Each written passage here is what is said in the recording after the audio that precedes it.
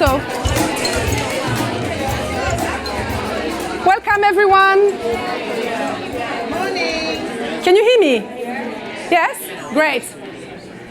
We'll wait for everyone to come. Welcome, welcome. There's more seats in the front. Don't be scared. I can't see Alessandra. Where is the bus? Is she here?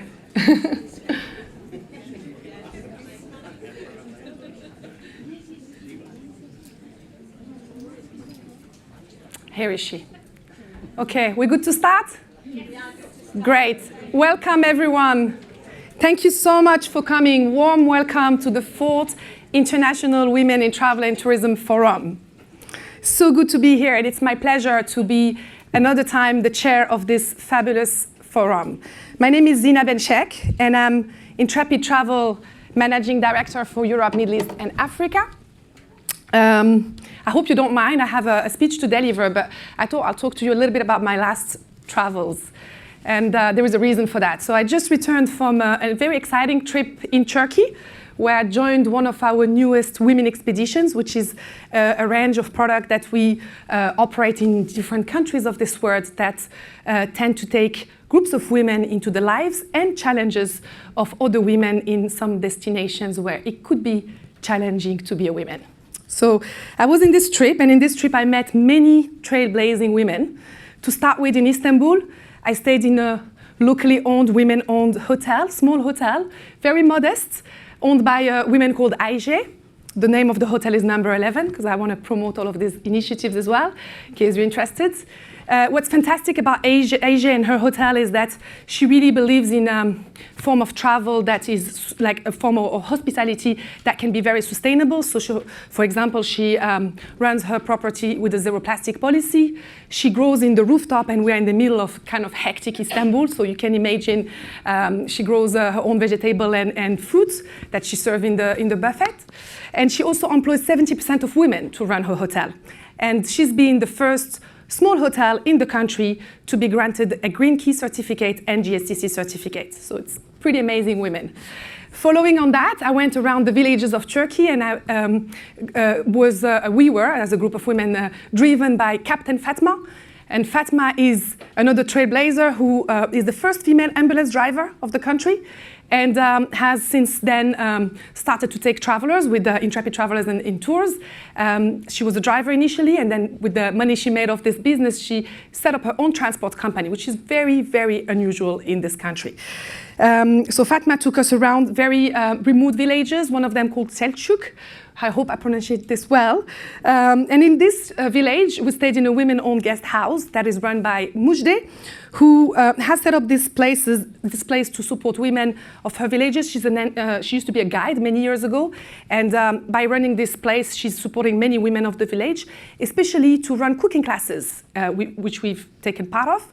And some of these women who run these cooking classes have never worked before, and these were the first kind of job opportunities they have received thanks to these amazing women. This woman was telling us very proudly how one of her children just got accepted in Harvard University this year. So it's to tell you a little bit, and the reason why I'm telling you this is how much this trip was fantastic on one side, but also how travel, when done well and done right, can be an immense force for good, especially for women.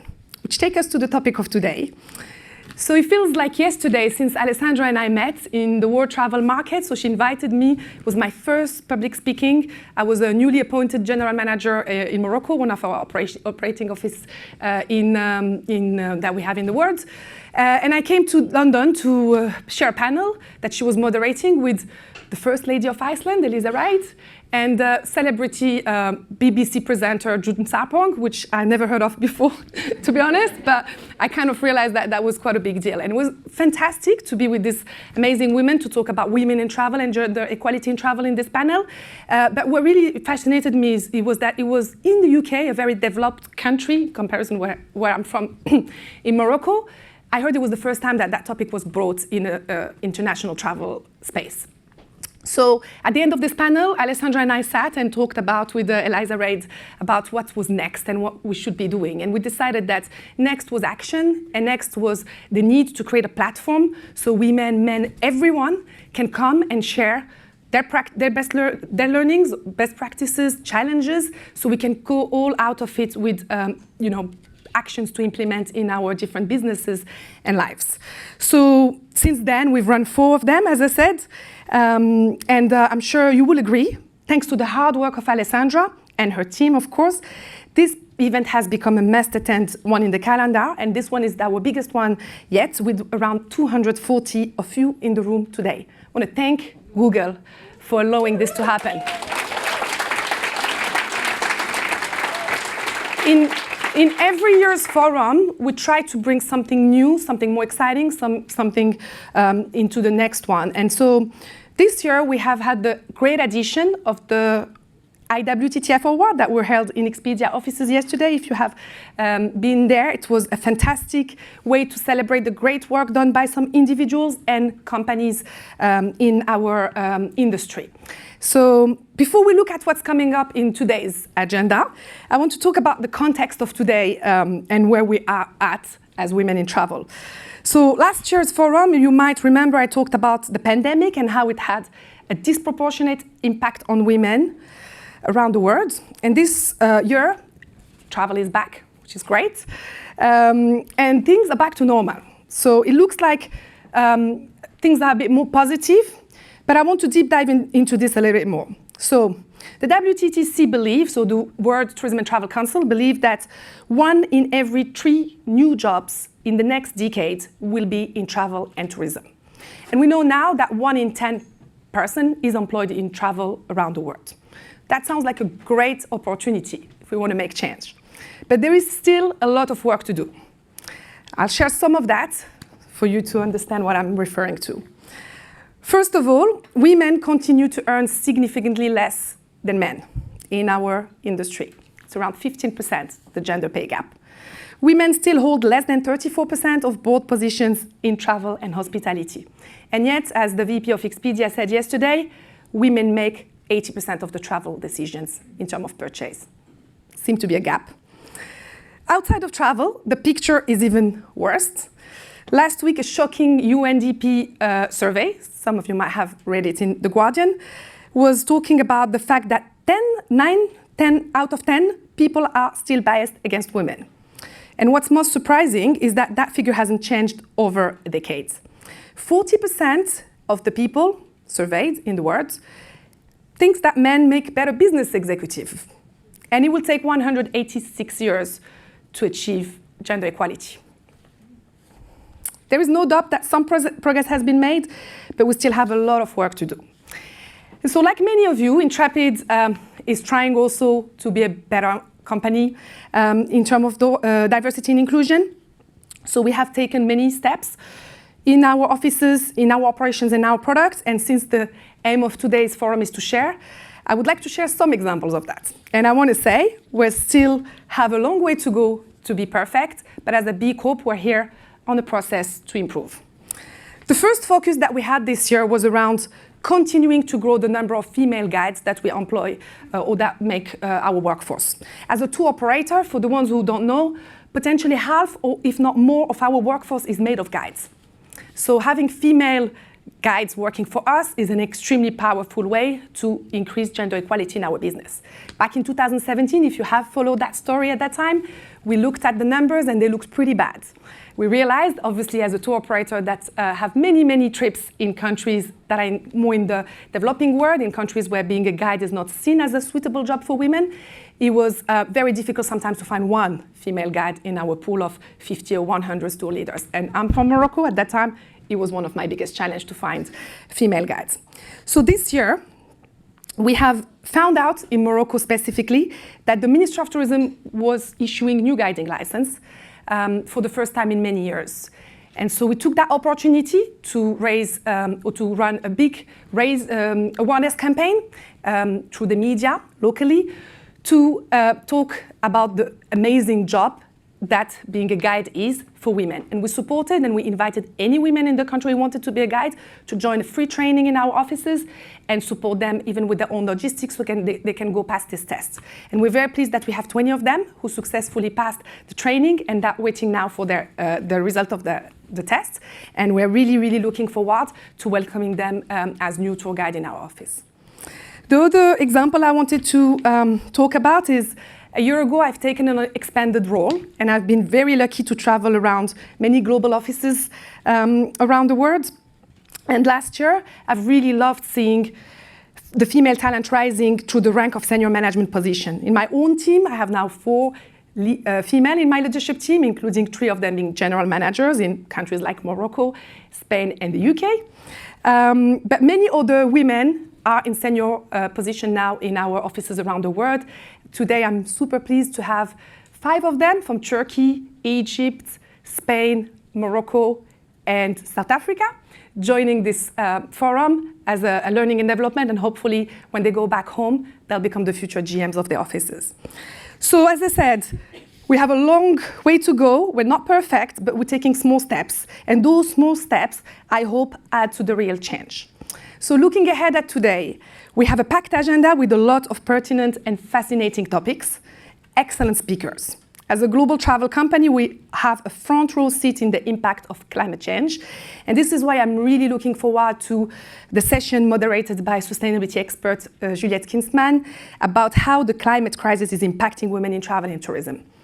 There will also be the presentation of the first ever investigation into allyship in the travel and tourism sector. Allyship is such an important topic and one that Women in Travel and Alessandra has embraced through its activities and of course its fast-growing male allyship network. So very looking forward to Daniel Pierce's session on allyship as well. New this year, extremely innovative, neurodiversity. It's another topic that I'm looking forward to hear from Ollie Nichols from Attraction World this afternoon.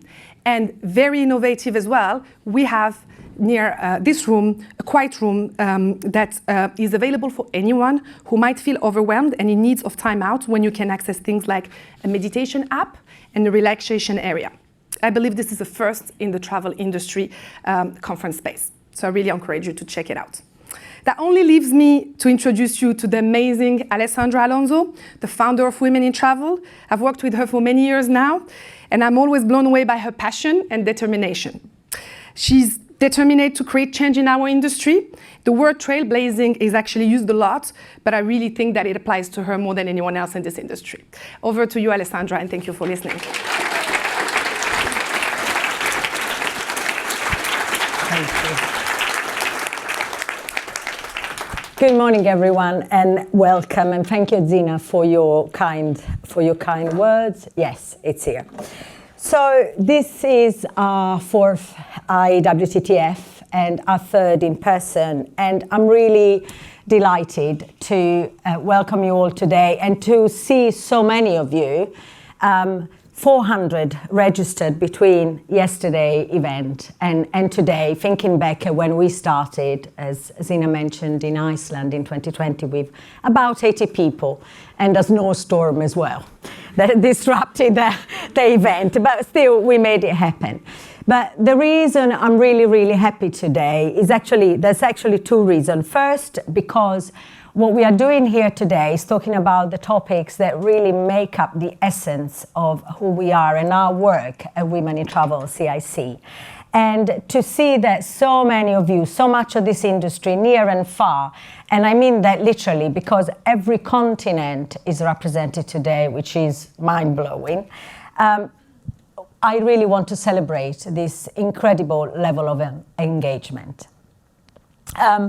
And secondly, because it is through events like this that our work as a social impact business, social impact driven business, can be facilitated. So thank you very much for taking part today, and a little bit more on this later.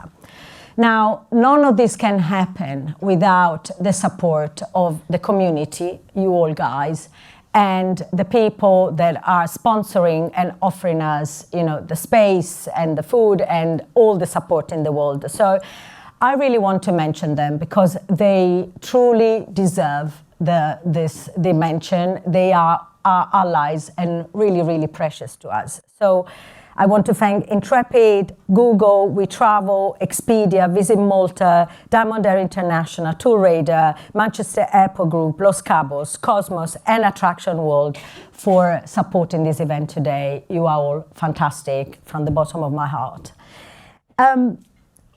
I also want to thank my team, small but perfectly formed, because without it, I couldn't be here today. So thank you to each and every one of you.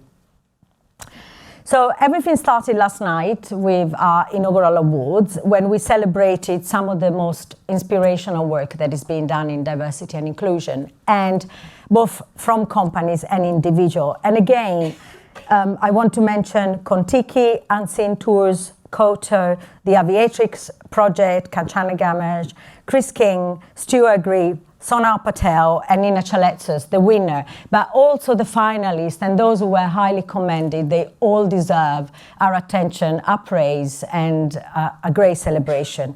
And you will hear about their work in due course in the rest of the year. So IWTTF was created to share learning and foster challenging conversation about DEI, which are critical to the future of this industry and are also critical to us as social enterprise. Our mission is to connect and integrate underserved and diverse female plus talent to employment and enterprising opportunities in travel, tourism, and hospitality.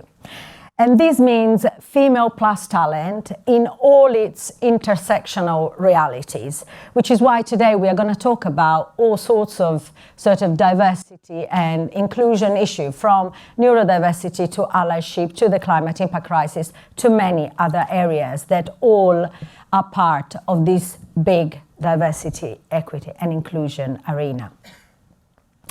The work that we do provides income generation and life-enhancing opportunities to diverse women and, very importantly, much-needed talent, innovation, and diversity to this industry. And that is the really valuable part. Over the last 6 months, for example, we've been working closely with Google to offer employability skills training to 10 women who are remote from the job market for one reason or another. And for example, several of them are refugees, and this is pertinent because this week is Refugee Week here in the UK. And the training has included transferable skills such as digital marketing, customer services, and then mentoring and confidence boosting workshop, such as I Am Remarkable. A career fair will take place in early July to connect these women to employers.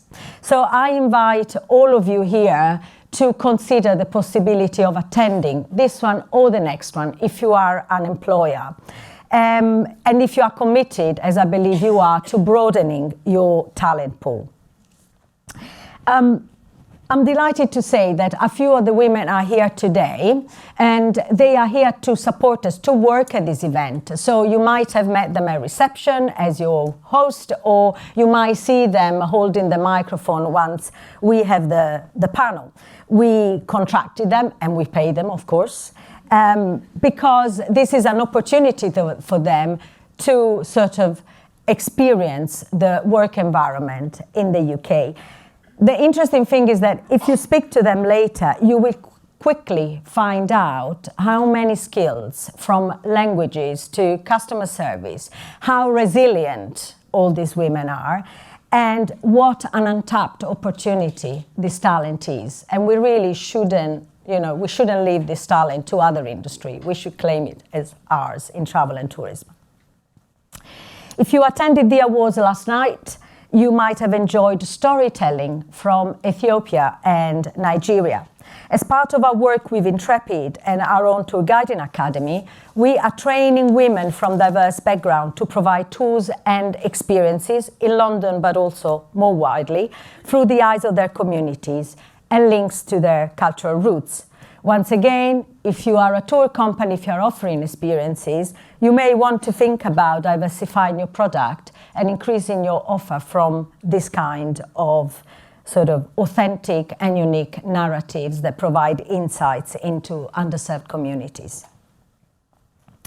The Turgania Academy operates remotely. We then add mentoring, and we are looking to roll it out as widely as possible. Now, last but not least, I want to mention, and Zina made reference to it, the allyship and IMEA allyship network, because of course we support all women from every background on every spectrum, sort of in terms of seniority and level in industry. And as part of our mission, we also support those who are in industry and want to progress. And I'm very grateful to the MEA allies who are mentoring, and it's also so great to see.